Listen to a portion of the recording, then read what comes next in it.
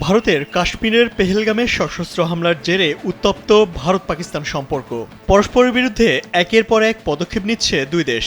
গুরুত্বপূর্ণ চুক্তি বাতিল সহ ভারতের নেওয়া বিভিন্ন পদক্ষেপের বিরুদ্ধে পাল্টা ব্যবস্থা নিয়েছে পাকিস্তানও। শুরুতে সিন্ধু জলবন্টন চুক্তি বাতিল করে ভারত, যার তাৎক্ষণিক প্রতিক্রিয়া দেখায় পাকিস্তানও। ভারতের সঙ্গে থাকা সিমলা চুক্তিও বাতিলের ঘোষণা দেয় পাকিস্তান।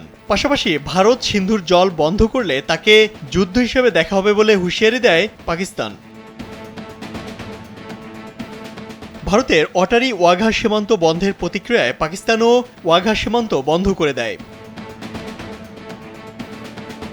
ভারতের পক্ষ থেকে পাকিস্তানিদের ভিসা বাতিল ও ২৭ এপ্রিলের মধ্যে তাদের ভারত ছাড়ার নির্দেশের বিপরীতে পাল্টা ব্যবস্থা নিতে দেরি করেনি পাকিস্তানও। নিজেদের আকাশে ভারতীয় মালিকানাধীন অথবা ভারত পরিচালিত বিমান প্রবেশেও নিষেধাজ্ঞা দেয় ইসলামাবাদ। এছাড়া সার্কের আওতাধীন বিশেষ ভিসা সুবিধা বাতিল করেছে পাকিস্তান।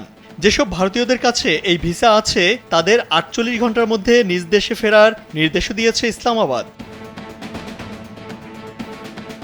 এছাড়া পাকিস্তান থেকে ভারতীয়দের নিজ দেশে ফিরে আসার পরামর্শ দেয় ভারত। ইসলামাবাদের ভারতীয় দূতাবাস থেকে প্রতিরক্ষা, নৌ ও বায়ু উপদেষ্টাকে প্রত্যাহার করে নেয়ার ঘোষণা দেয় ভারত। প্রতিক্রিয়ায় দুই উপদেষ্টাকে অবাঞ্ছিত ঘোষণা করে পাকিস্তান।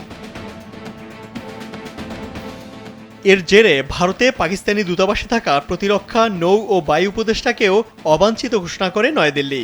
এছাড়া ভারতে থাকা পাকিস্তানি দূতাবাসের কর্মকর্তা ৫৫ থেকে কমিয়ে ৩০ জনে নামিয়ে আনতে বলা হয়েছে।